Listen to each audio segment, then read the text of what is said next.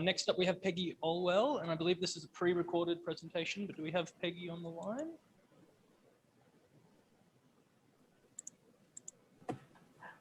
Okay. Yes, I am here, but I'll be answering questions. Awesome. Thank you, Peggy. I will leave it for the presentation to start.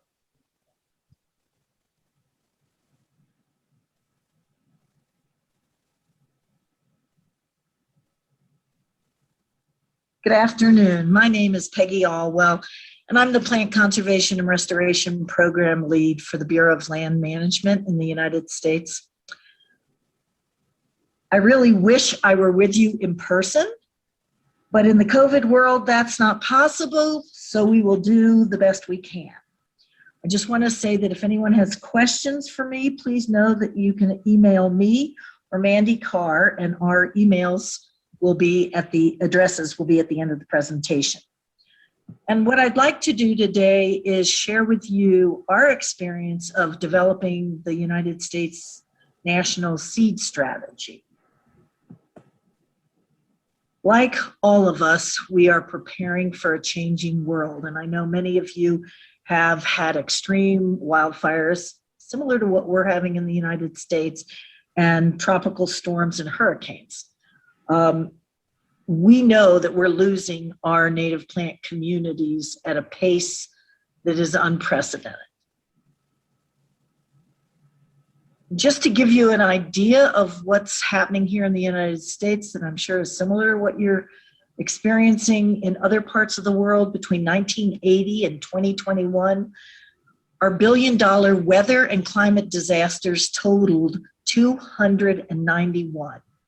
And you can see where they are across the United States.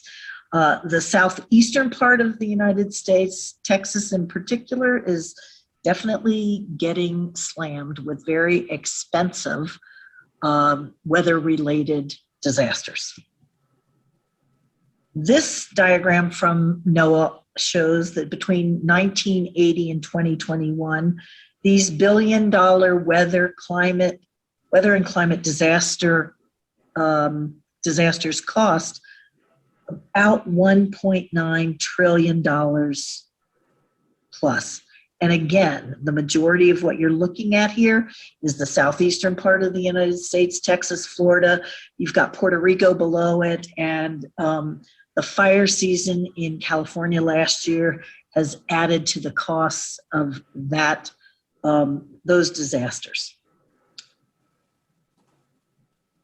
Now, I just want to give you a bit of an overview of how we developed the seed strategy in response to these billion-dollar weather-related events.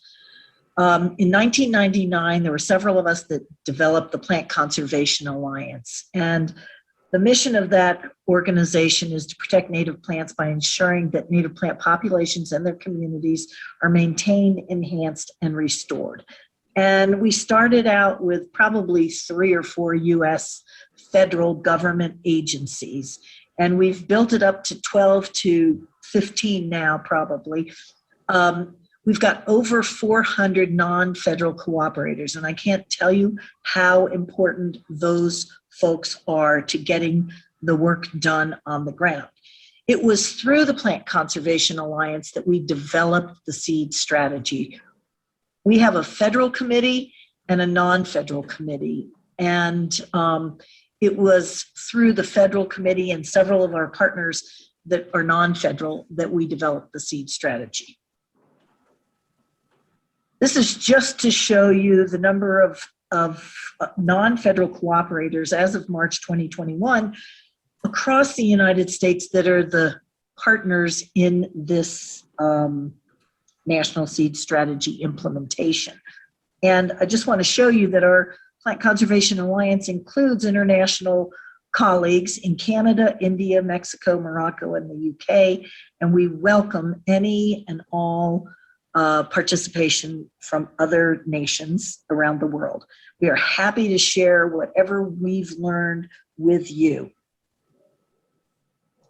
So to get down to the National Seed Strategy, we developed it in response to the climate issues, the large, intense wildfires that we were having across the Western US in particular.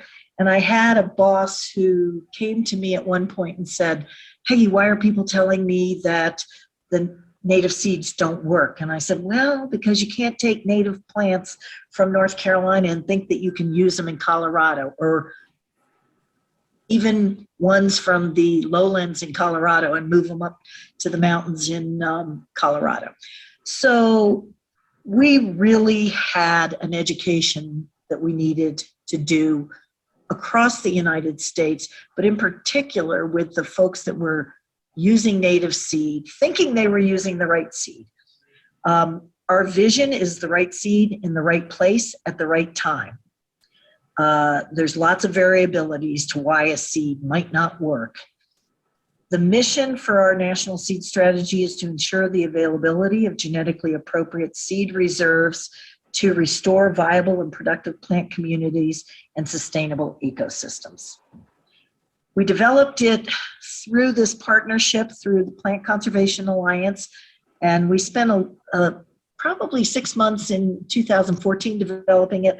We were ready to put it out there in 2015, and I want to show you the goals that we set for ourselves, and we were really careful not to put too many goals, actions, or objectives in here.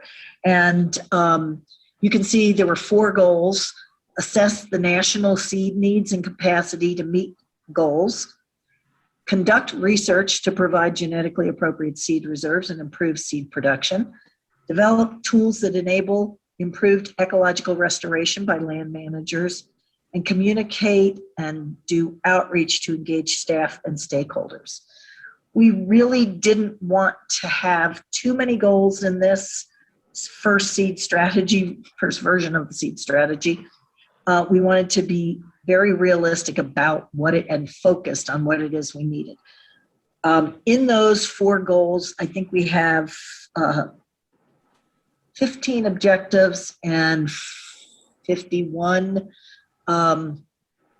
actions to complete in 5 years. One of the most important things that we did in developing the seed strategy was to develop a business plan to go along with it.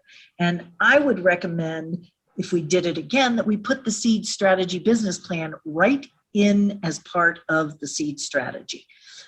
So this is our estimated costs for those 50 some odd actions. And it came out to be a total of $358 million. Now that may seem like a lot of money, but if you take the 12 federal agencies that signed on in 5 years, you're really looking at $6 million per agency per year. And that, to me, is fairly realistic. I want you to understand that the $131 million for goal 1, $197 million for goal 2, $26 million for goal 3, and goal 4 was $2.9 million. And we're talking about goal 1 being the assessment and other associated activities. Goal 2 is research. Research took up the largest part of this because we don't really have a lot of information about many of these restoration species. So we felt that that warranted that large amount, or that large amount of money. So this year we asked all of the federal agencies to input what they have done between 2015 and 2020 to implement the seed strategy. So this is the progress that we received back from the federal government agencies. So as you can see, this is overlaid with what we call our native plant material process, which starts up here in the left-hand corner with collection of native seed. So in the 2015 to 2020, we made over almost 9,000 native seed collections, which now bring us to 26,000 collections total from 43 states in the Seeds of Success program of work. And we had at least 278 native seed collecting teams out there. I'm going to talk a little bit about the National Academy of Sciences report or study that's underway. We had 235 scientific reports and articles on native seed research and development that were published. We've got thousands of native seed crops being developed by local and regional efforts in 32 ecoregions. And we've got production. We're working with 65 plus nurseries, growers, 21 regional seed partnerships. Procurement, we've spent 20 million plus annually on 2 million pounds of native seed. We've got seed storage capacity that's over 2.1 million, the 2 facilities that BLM has, and then other facilities that are in other agencies. Again, the ultimate goal of this is 10 million is restoration. And as you can see, we've impacted 10 million plus acres. We've got 17 million sagebrush seedlings that have grown. And in the middle, you can see that we've got the partners, 18 federal agencies, 20 plus tribal nations, over 380 total partners in this. And in the first 5 years, we've invested 167 million. I'm very excited about it. I also am very excited to show you that the progress is not just in one part of the United States, but literally across the country in every single state, and including Puerto Rico, American Samoa, Hawaii, Alaska. And these are the management priorities that are currently using native seeds and plants. Wildlife habitat corridors, wildfire rehab, invasive species treatments, rare or endangered plant and animal habitat restoration, and mining reclamation. This is one of the other things that I'm really excited about, and that is to show you what our 20 years of seed collection across the United States through the Seeds of Success program. And you can see the majority of it is in the West, and that's because the Bureau of Land Management manages 1/10 of the United States land mass, and the majority of that land that we manage is in the West. And we've been spearheading and really paying for the majority of the collections that are happening. But you'll also see up and down the East Coast where we've made collections in response to Hurricane Sandy back in 2012. We started developing a Seeds of Success East program. There, like I said, there's 43 states that have made collections in. And what you'll see here is that there's that large chunk of the southeastern United States. That's the place that gets hammered. It's in direct path of hurricanes and tropical storms. We are now beginning to get a southeastern US Seeds of Success program going with Austin Peay University. One of the most important things that has happened has been that we have developed a contract with the National Academy of Sciences to do a national assessment of native seed needs and capacities. They are in the middle of that study right now. They've got a cadre of really well-informed, very well experienced in native seed production. And they are conducting that phase 1. We've got the report. So if you go to nationalacademyofsciences.edu/seed needs, you can read their report for phase 1. And then they're in the process of phase 2 right now, which is really pulling information out of our federal government agencies. They will report back to Congress as well as to BLM on this. So what does a seed strategy look like, and how are you going to do it across other countries?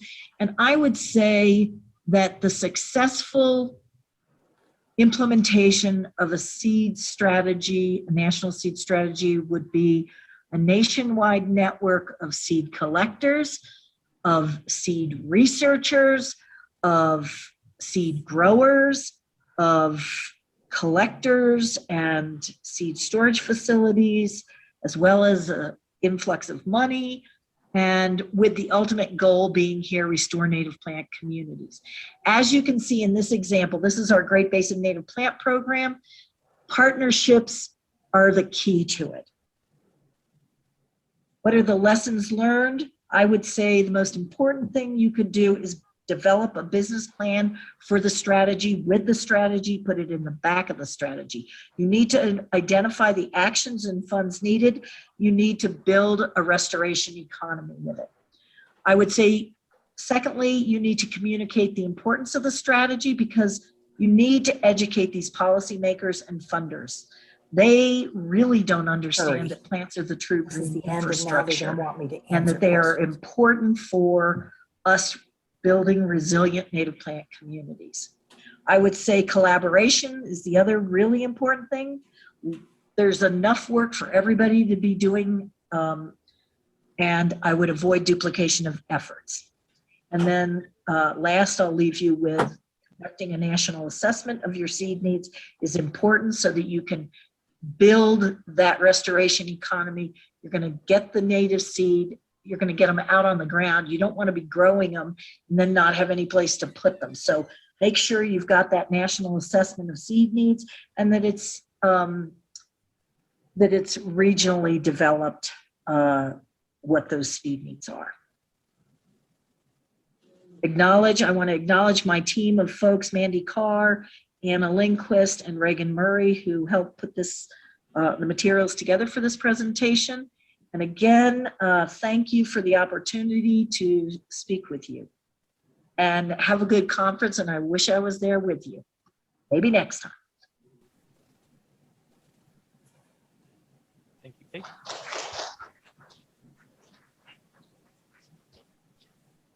It's good when people keep time. We've got lots of time for questions if anyone. I've got one. Peggy, are you there? Yes, I'm here. I don't know how to use the video very well, so I don't know if you can see me. And we've got it. Oh, something's happening. That's okay. So that is obviously a very big investment initially. I'm curious, with all the infrastructure and job creation and seed plantings that has happened, is there any concept on how much that has benefited and how much return on that investment there has been in terms of starting the economy and everything that's gone into it? it's really difficult for me to hear the question, but I think you're asking, is there any information on the return of that investment? Is that the question? Yes, it is. Yeah, okay. Well, I think yes, there is, and I think there will be here shortly. We are just now in the midst of changing from one administration to the next, and this new administration is really promoting the climate change, tackling the crisis of climate change. They're acknowledging natural infrastructure, and what I say is the plants are the true green infrastructure, and I'm hoping that they have seen the progress that we've made across these different land managing agencies, which if you looked in the United States, it's almost 30% of the land mass is managed by federal agencies. And we are all experiencing the same thing. We are all in need of seed. And I think it's finally catching on where they're seeing the difference between using cultivars that were developed from source materials up in Montana or Canada are not working down in the Great Basin, the Southern Great Basin. And they're beginning to, we're working right now to seed the seed warehouse within the BLM system. So I think that they are seeing a benefit to it, and I'm hoping that they'll see a bigger benefit in the next in this administration that we're in right now.